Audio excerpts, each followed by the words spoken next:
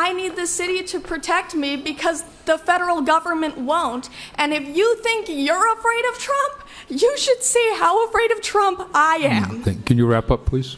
Yes, I can. If you say that you're afraid of Trump and that's why you don't want the city to be a safe space for trans people, you better prepare for trans people to make this a very unsafe space. I'm shaking right now. I don't want to be here. Up, please? I'm sorry, am I taking too long pleading for my life? You remembered how many children I have and that 2 of them are trans. I speak as both the B and the T in the LGBT. I'm multiply disabled. I have Ehlers-Danlos syndrome, which is a connective tissue disorder that causes me immense physical pain. I'm on the autism spectrum, and I have narcolepsy, and I couldn't drive myself here, so I had to hide from my driver that I was in drag, which is not an easy thing to do in drag. I do not want to be here. It's my day off.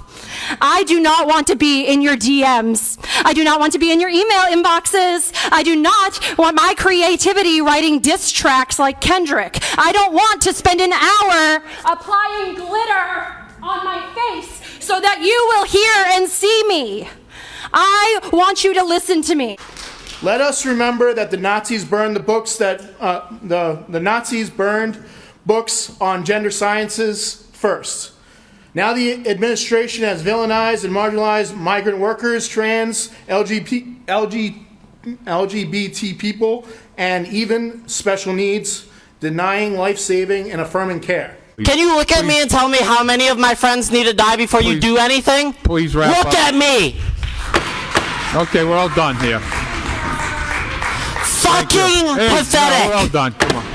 Of course, we need to continue celebrating Black History Month because in spite of what's coming down from Washington, we all know that we all exist and we all need to be recognized for our existence. But be aware that you are a guest in my house when you come. And when you come, know that there are strong queer and trans people in my classroom who will collect you with the quickness. My name in drag is Dee Dee Delight. And my name out of drag is Dewey Cosgrove Atienza. Laddie LaRouge, he, they, in drag, District 3. My legal name is Olivia D'Ambrosio. My public name is Livy Scanlon. My wife and I own a home in the Canal District. I speak as someone who is always misgendered, like all the time. People refer to me as sir when I prefer to be referred to as ma'am. I speak as someone who is afraid to use public toilets. I speak as someone who is a member of this community and is a queer person. You have to imagine being me and my wife, fearing that our marriage rights will be stripped away at any moment. Please, I only have so much time. Please, Joe's gonna cut me off. Which matters more? Covering the legal fees of systemic police brutality or protecting the lives of queer people in our community? How many lives have to be lost before you consider fighting back against fascism and corruption? Now is the time to say that if federal money relies on the dehumanization of trans people, that we don't want your goddamn money. I get that some of you care more about easy funding than trans lives and don't mind Nazis for some whatever reason, but Normally I would say good evening, but through the chair I will only impart my sour grapes. It's an extremely emotional and taxing thing to stand up here as someone as part of the trans and gender diverse community.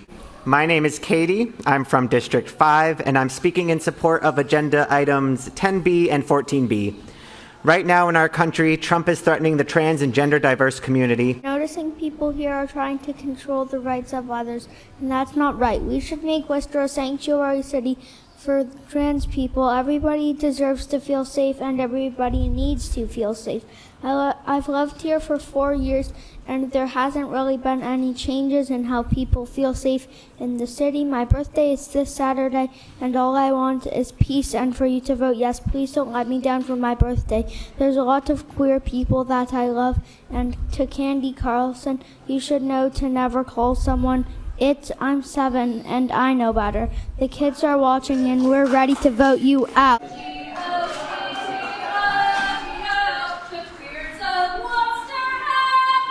Oh my gosh.